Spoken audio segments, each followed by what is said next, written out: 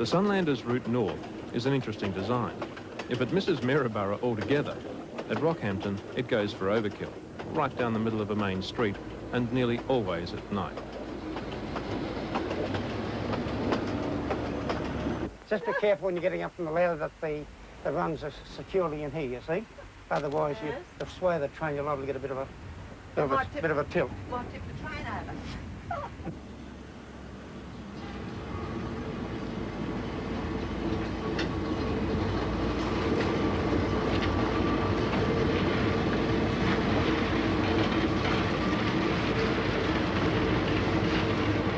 Oh, it's easy. Oh, beauty, you won't see me for a week.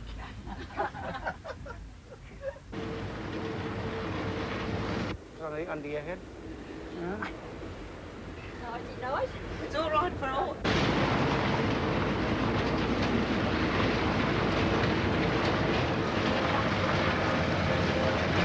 How are you going down there, girls? This is Sunlander sleeping economy style, without bedding provided, but still a rung ahead of the sit-up passengers. Good night.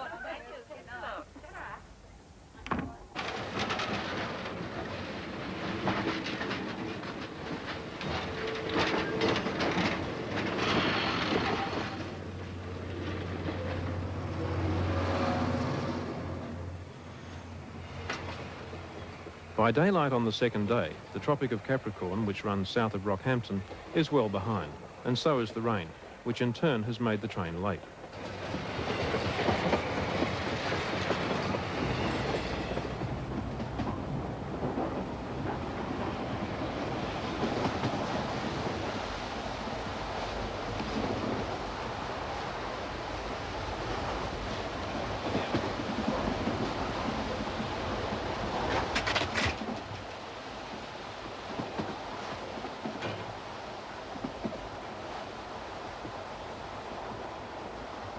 It might be time for fresh linen in the privacy of first class, but up the back of the train, sleeping in becomes a very public affair.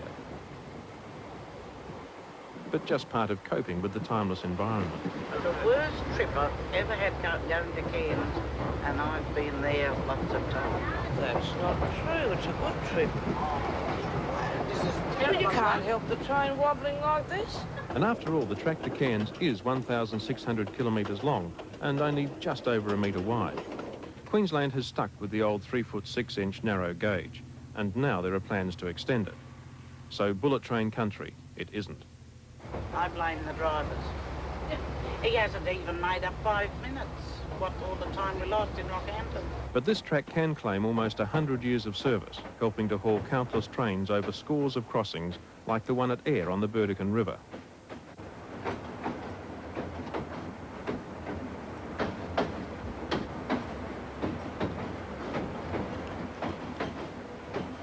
The Queensland coastline is packed with rivers like this, but many go unseen because night falls at some of the most interesting spots in the Whitsunday region.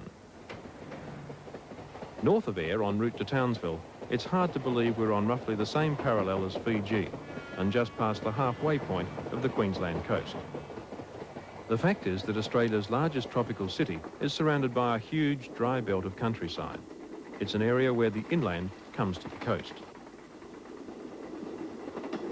And it's only when glimpses of the ocean are commonplace across the huge marine flats south of the city and Magnetic Island becomes obvious that it's clear why a man called Robert Towns financed a settlement here 120 years ago. These days it's regarded as the unofficial capital of far north Queensland. Magnetic Island is now a suburb in a population that has doubled to over 100,000 in 20 years. It's also headquarters for the Northern Division of the Queensland Railways, so it's pretty well set up to become the centre of a much vaunted secession movement. Supporters would prefer to see the Sunlander as a long interstate trip rather than the longest intrastate trip in Australia. The distance is highlighted by 2 Sunlanders passing for the second time in 24 hours. Any other line around the country would have taken in 2 states to cover the same distance.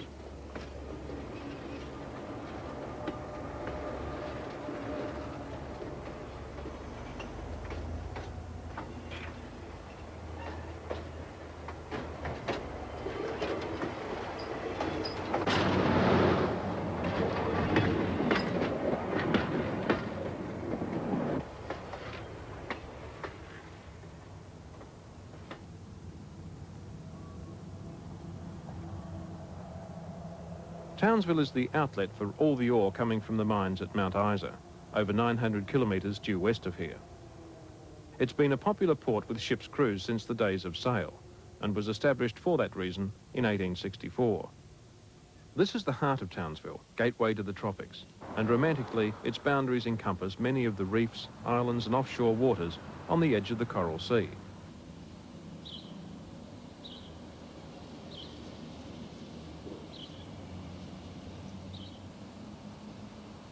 But to the west, Townsville is filling its arid plains with rampant suburbia, amongst the fastest growing in Australia.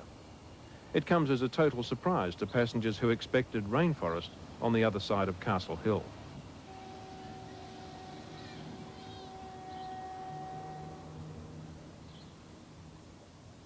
Although it emerges later, the lack of solid rainforest by the line is one of the big disappointments on the Sunlander.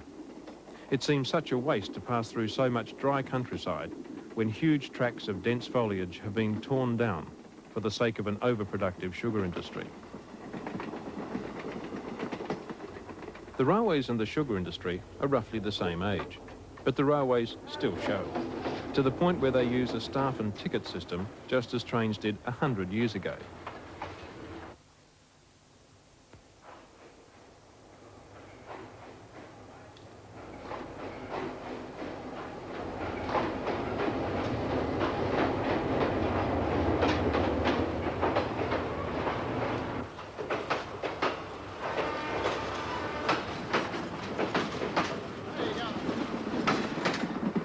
This is the staff for the sections. They've safety working. It's a form of safety working for working trains over a single line.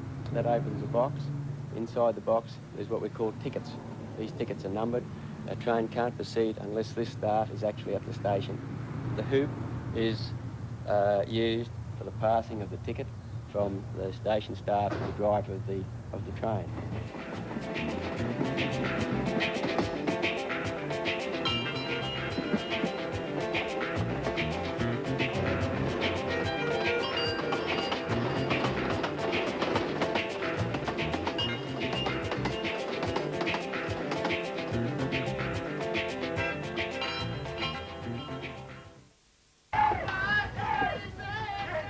The last leg from Townsville to Cairns is the most eventful, the noisiest and the booziest, with associated smatterings of Dutch courage.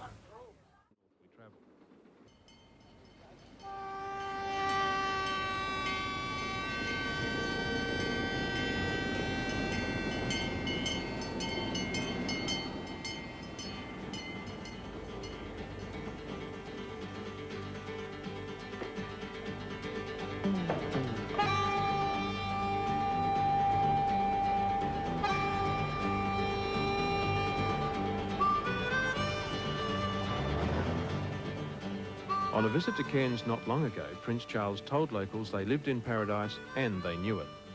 Yet there was a time when Cairns looked like remaining a one-shop town. Then came the era of sugar. That brought the railway.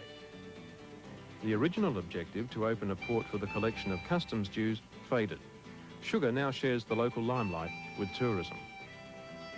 Cairns is the closest city to the Great Barrier Reef, and boating and big game fishing are predominant. There's also a sizable prawning fleet, so up here they're pleased that Paul Hogan has extolled Americans to put a shrimp on the barbie. Neither have they been backward in their own efforts to sway the slogan-weary Yanks. Now the people of Cairns realise they have few peers anywhere as a tourist centre, and things are changing. Slowly it's throwing off the deep north conservatism in more ways than one. Women are even included in the council workforce. A few years ago, that would have been unthinkable. The carefree nature of the city is still as much an attraction as anything.